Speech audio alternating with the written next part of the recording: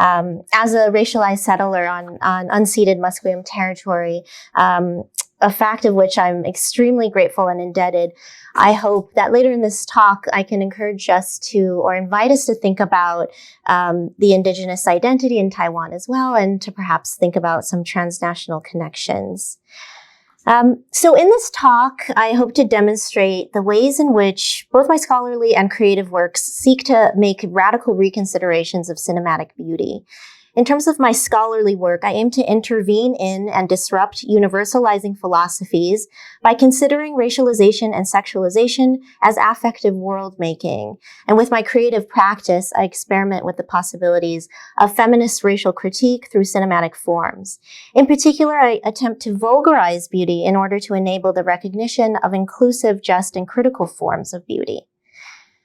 Perhaps we can start with the question of beauty and why it matters. In my book, Vulgar Beaty, Acting Chinese in the Global Sensorium, I rehabilitate feminine beauty within the fields of film and media studies through promiscuous encounters between traditional Chinese epistemologies and post-continental philosophy.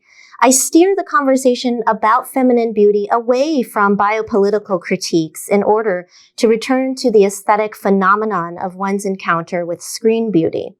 Biopolitical critiques of feminine beauty, which are concerned with the inequities produced by beauty as a form of cultural biopower, often approach beauty in a punitive fashion, as war by other means, to borrow from Mimi Tai Nguyen.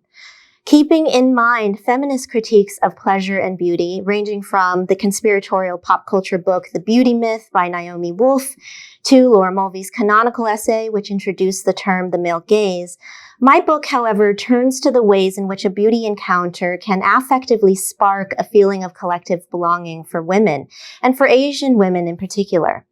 This book is not necessarily concerned with the trouble that beauty has caused, although when we discuss the Western objectification of Asian bodies, this too becomes an unavoidable subject. Rather, this project makes the argument that we have not troubled beauty enough.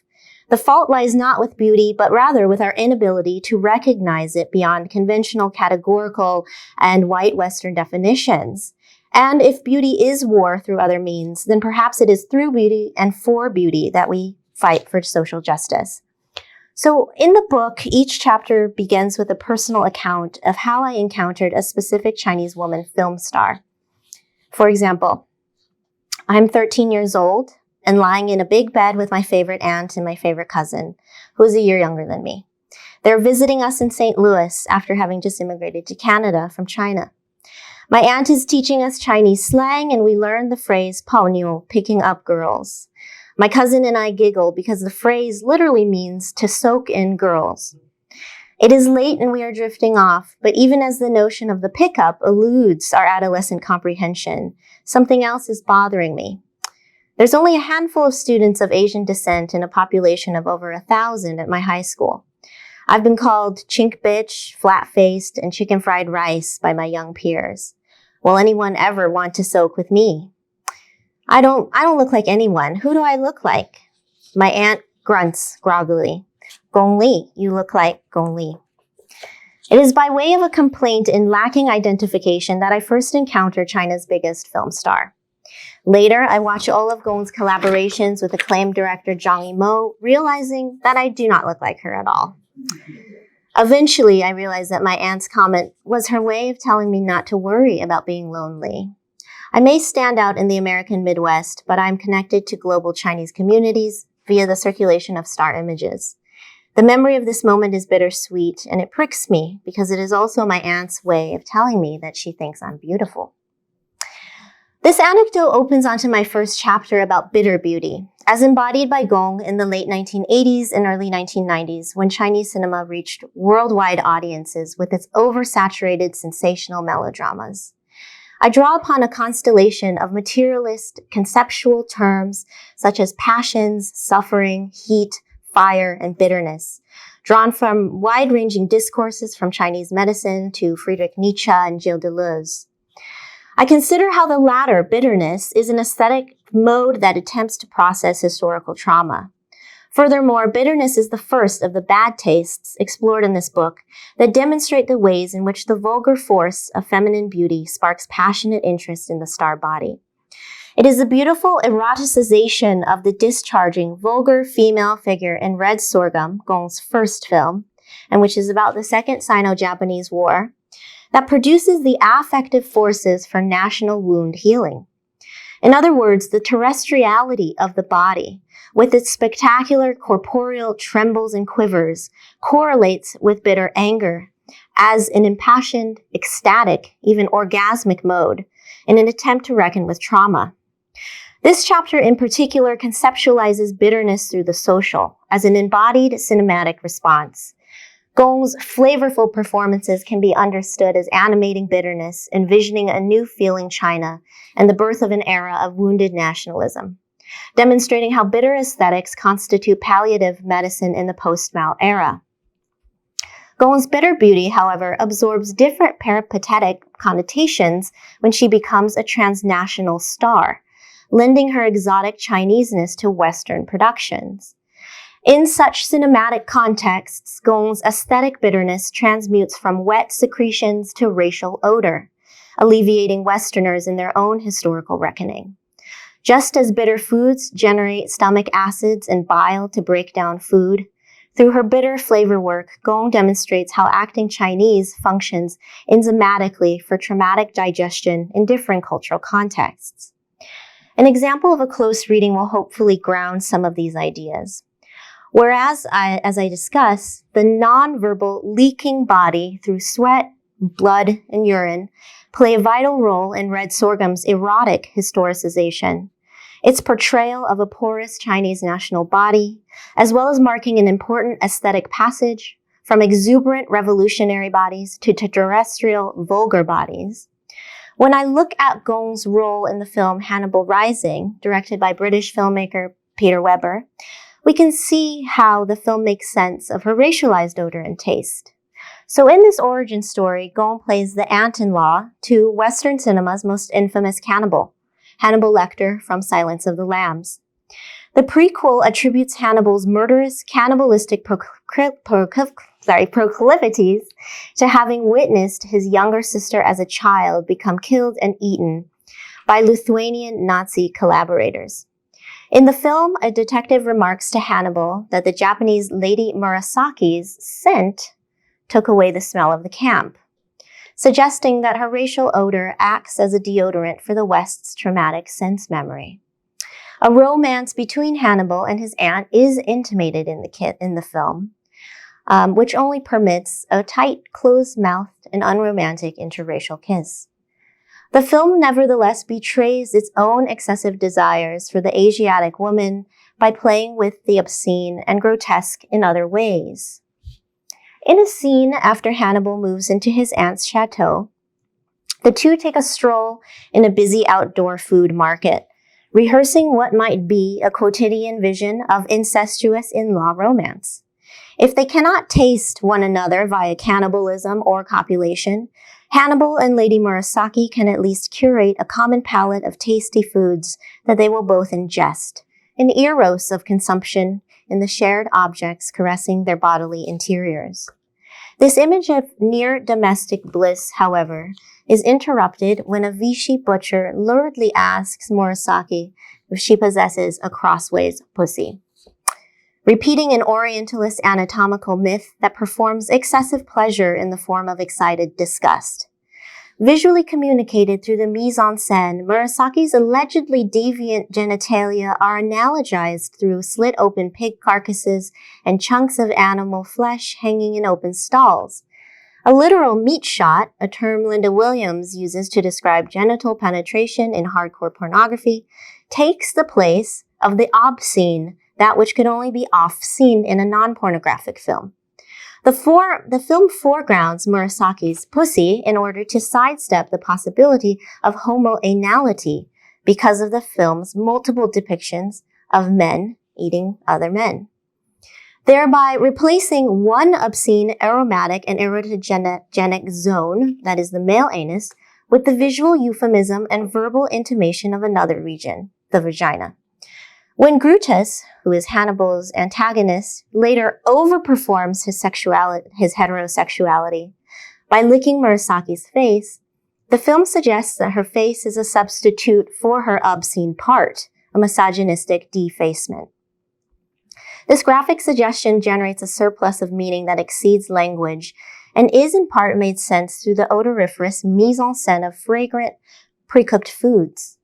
Referring to an olfactory imagination, Vivian Sobchak suggests that smell occurs through the affective mediation of tonal elements that subjectively modulate and qualify the people we see on screen.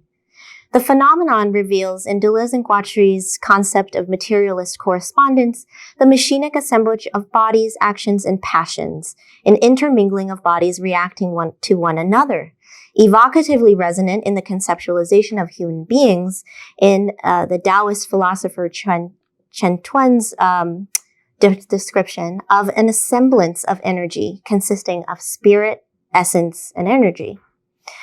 Murasaki's dehumanization is therefore reinforced not only by language and by the spectacular juxtaposition of animal carcasses with her body, but also through an affective feeling tone conveyed by synesthetic significations of bloody sour meat.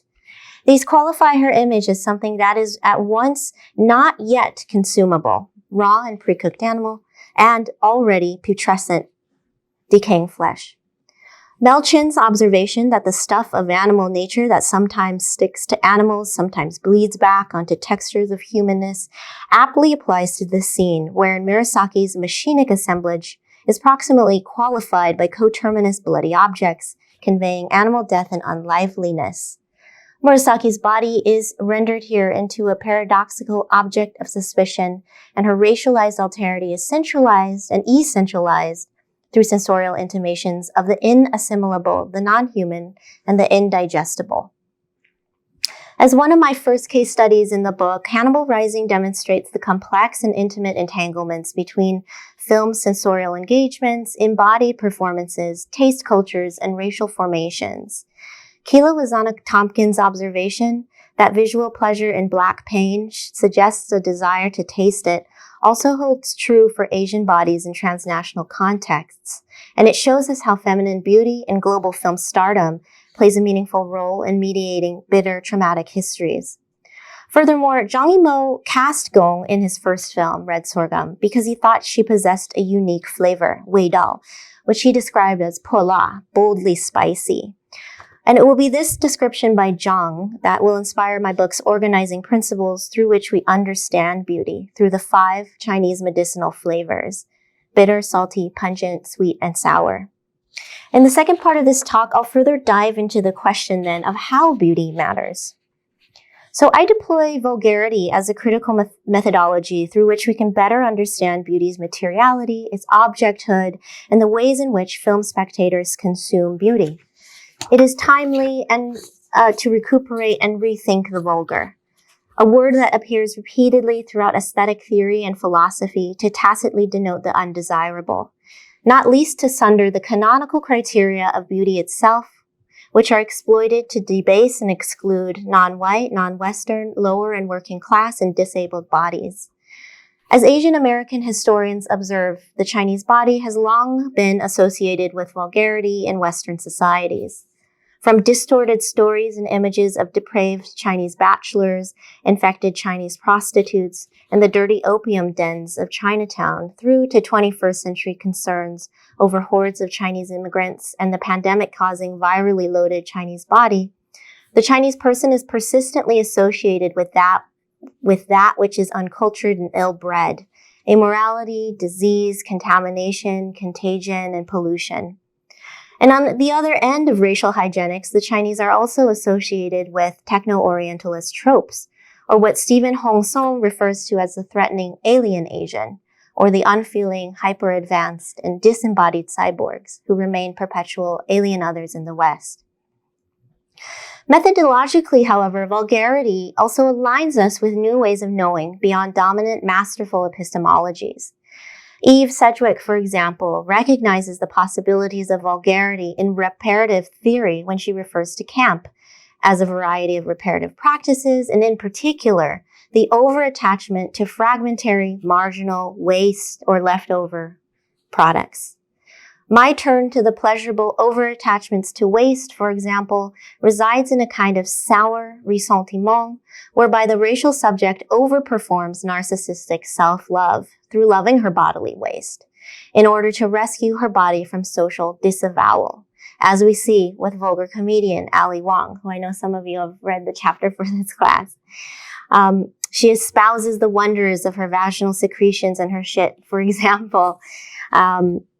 I discuss in my chapter on racial sours, arguing that such evocative waste, rendered into abject comedy, creates pleasures for inspiring existential breath, abiding by comic rhythms and delivering punchlines in order to create communal inhalations and exhalations of laughter. Moreover, this project challenges the ocular centrism in film, visual studies, and Western philosophy by demonstrating the centrality of one modality of vulgarity, that is taste, in the cinematic consumption of racialized, sexualized bodies. Flavor, from the Chinese concept Wei Dao, enables us to examine the non-representational qualities of cinema in conjunction with the ways in which sociocultural tastes are cooked into representation, becoming inextricable from and absorbed into our experience of on-screen figures. Wei Dao is a textural additive to the filmic engagement, one that operates phantasmatically as both affective intensity and conscious feeling. And as such, Vulgar Beauty thinks with and through the intimacies of tasting vulgarly beautiful bodies. In other words, I want to theorize beauty as something of the other that is tasted and consumed and digested, to arrive at aesthetic difference, the matter of beauty.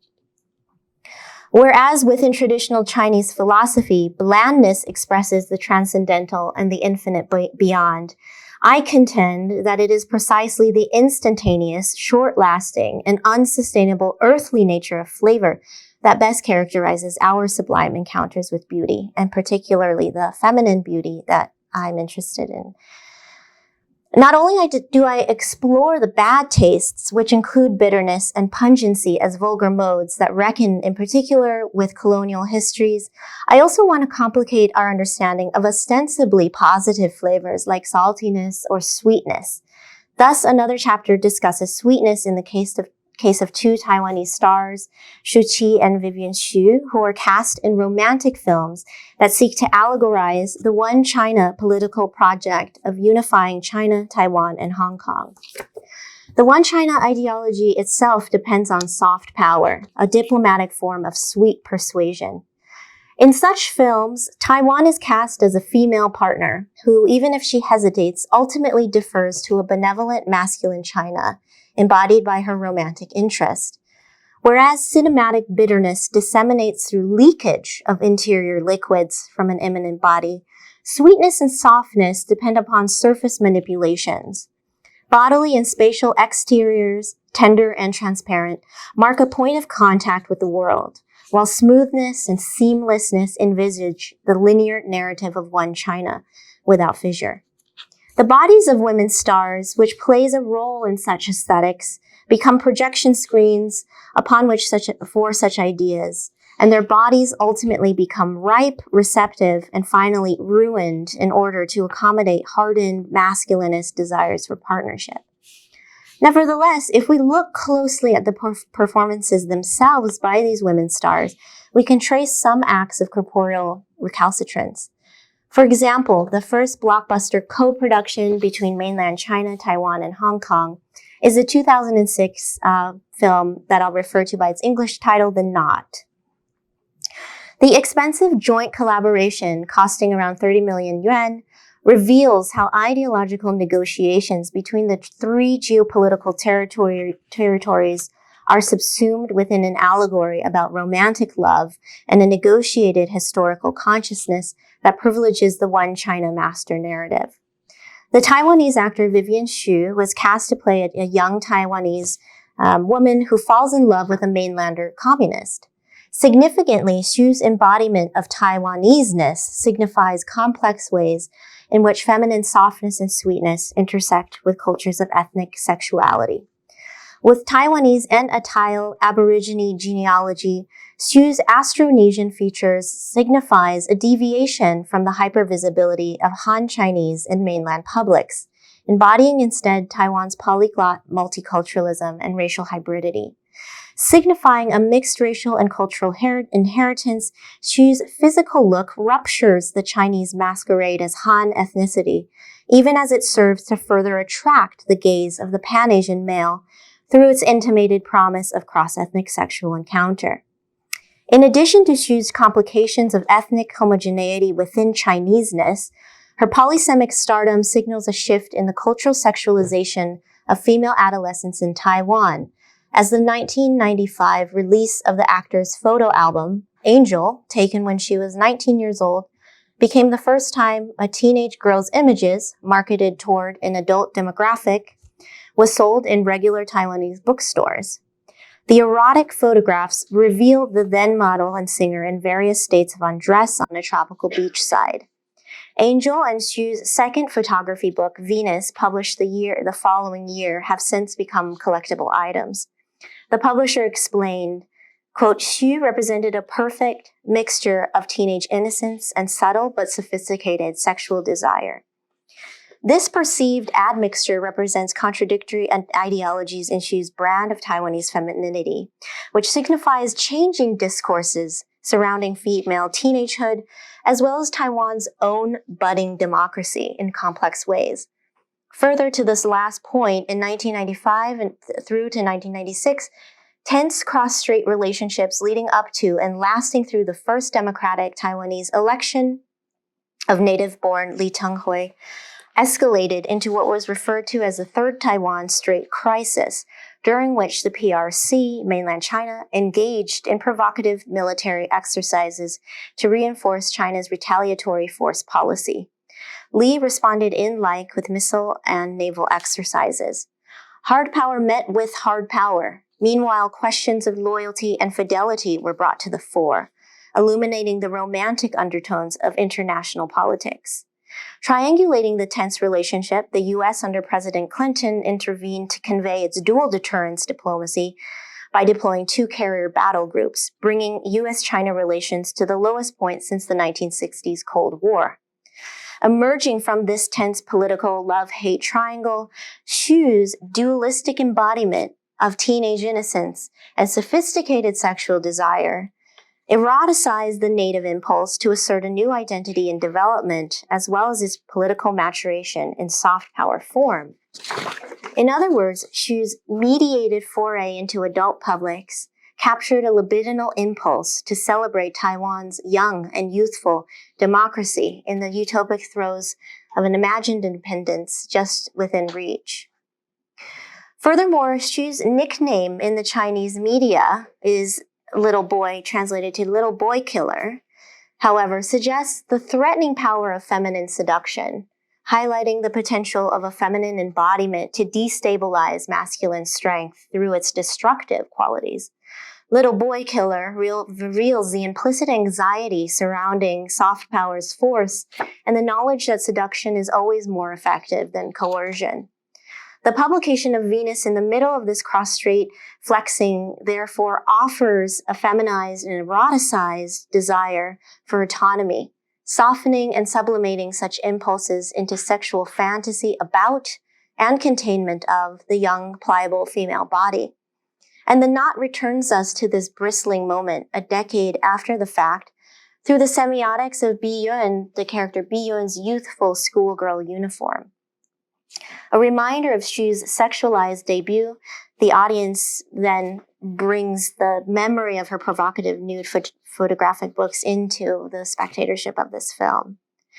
But the 30-year-old Xu's performance in this film of cuteness as this kind of love-struck adolescent who's giggling, flirting, pleading, crying, demonstrates Xian Nai's observations on the cute as a minor aesthetic category that's differentiated from the beautiful, in that homey objects are imagined as unusually responsive to the subject's desire for an ever more intimate, sensuous relation to them, and that the experience of cute depends entirely on the subject's affective response of power between herself and the object.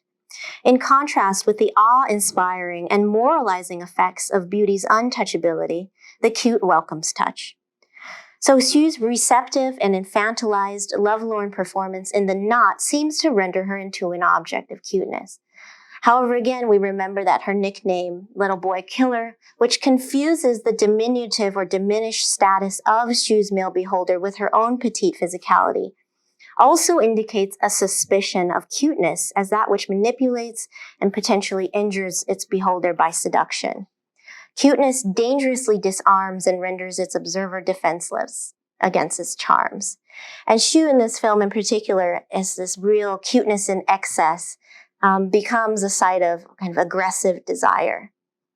Rather than ignoring Xu's over-the-top performance or dismissing it as a failure of the film, only by recognizing it as fully intentional can we discover the insurgent vulgarity of cuteness. Cuteness can become this kind of radical superficiality, wherein both parties, the cute and the beholder, recognize its performance as artificially sweetened. And I'll just show this clip as I speak over it to give you some idea here. And I'm also drawing on this Chinese vernacular term sajiao, which some of you might have heard, which is unleashing sweetness. It's so sweet, it becomes this kind of offensive tactic, right? And what's interesting in this film, so this is a moment where her mother is dismissing her lover, the mainland communist, from being able to tutor her little brother, as you'll see. And I just am very interested in the way she pouts, the way she overperforms her unhappiness. She sort of will stomp out of the room if we get there. But she notably reproduces this behavior several times throughout the film to perform her limited autonomy and insistence on waiting as a form of resistance against her filial duties. Biyun's pouting cries and unhappy foot stomping can be perceived as a specious lie, an exaggeration which has the consequence of draining seriousness from the text and even provoking laughter. And breaking the fourth wall in this clip, which we'll see when she sort of looks towards her mother, Xu, as Biyun, becomes, in Jean-Louis Comolli's words, a body too much, which signifies the danger of the actor to lapse into the over-coded. And other characters in this scene inadvertently react to Xu's overacting, right? She's being restrained there. And her younger brother asks, "What's wrong with my sister?" A question with covertly humorous poignancy, especially if you look at the scene as bad acting. The campiness in Xu's exaggerations also chips away at, indeed dissolves, the film's hardened core, demonstrating Susan Sontag's contention that camp is a solvent of morality, that neutralizes moral indignation, sponsors playfulness. Neutralizing the film's moralistic ideology, Xu's star body and campy melodramatics of excessive cuteness thus threaten to unravel the knotted Taiwan-China feelings and entanglements through a subversive play acting of gender love and romantic sentiment. If playing along with the one China ideology implicitly precludes acting out against it, which would in turn reveal Chineseness as a pliable surface, then it is critical to address acting and performance as irritated sites, or surface abrasions of negotiation with PRC neo-colonial power. As Xu demonstrates, both through her polysemic stardom and excessive performance, the Taiwanese female body, which is instrumentalized to convey sweetened assurance of China's promise of mutual benefit, can also then become a sweet irritant, like a stultifying jam. Thus, the speciousness of Taiwanese complicity takes shape in Xu's performance, engaging in a campy mode of seduction with a duplicitous meaning. That is, while Xu's effusive emotionality can be interpreted by some audiences as acceptably melodramatic, her excessiveness can also be interpreted as insincere by Sinophone viewers, which would untangle the perception of Xu's own knotted complicity in a Chinese propaganda film. So Xu's case study, this demonstrates a little bit of how I'm thinking about soft power and sweetness as solvents of hard power. Finally, in the last section, I wanted to talk about my film practice. So even while my work will deconstruct the performances of feminine sweetness under the guise of romance, for example, I'm really still interested in entanglements of desire and fear in the psychic processes of racialization. And although my filmmaking practice predates my book, it set in motion ideas around flavor aesthetics, and particularly thinking through bad tastes as generative modes and affects to work with. So in the remainder of my talk, I'd like to show my short film, Carnal Orient, which is about 7.5 minutes long, and then a trailer for my latest film, Kin, both of which attempt to draw upon cinematic aesthetic beauty in order to produce disobedient critiques of racial fantasy and violence. Carnal Orient is about the collapse of Asian foods and bodies within a desiring Orientalist appetite, and it plays with ideas of eating the other, to use Bell Hook's term. Ken is a critique of white supremacist desire through Ray Chow's notion that fascism doesn't think of itself as rooted in hatred, but rather fascists believe they are pursuing the highest and purest form of love. So to put it in film noir terms, I'm using the conceit of a thwarted love triangle as the surface crime to think through the deep crime of white supremacist mass violence and hatred of the other. And although I didn't have time to go through the other star flavors in relation to vulgar disobedience, I'm happy to elaborate on that or answer any questions you might have. But we'll first show Carnal. Sure, maybe if we could turn it off, that'd be great. Thanks, Pilar.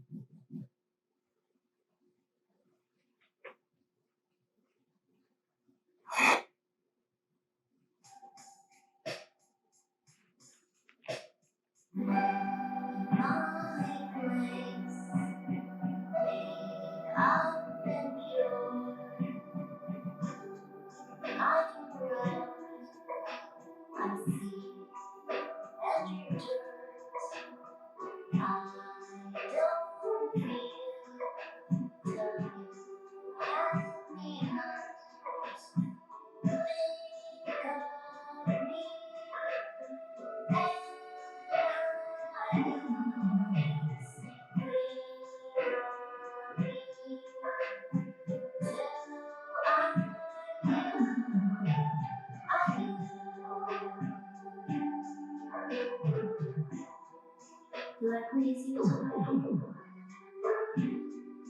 Will you meet me tomorrow? Why should I be afraid? When your love is so narrow.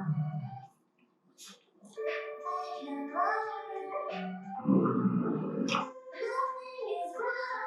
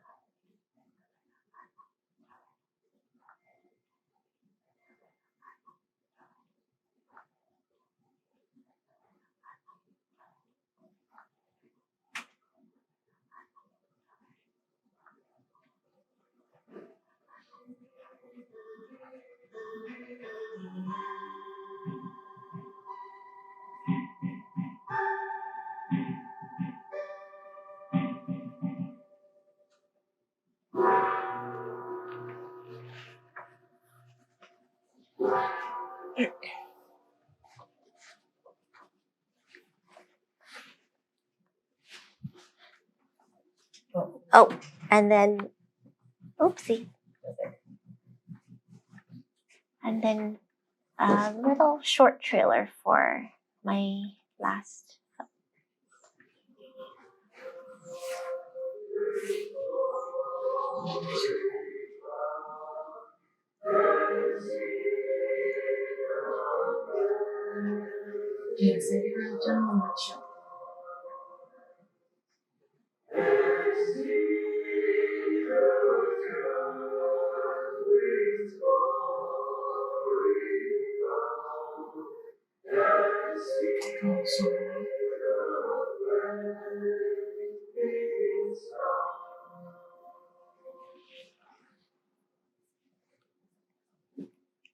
And that's the end of my talk. I'm happy to discuss any questions, or thank you so much.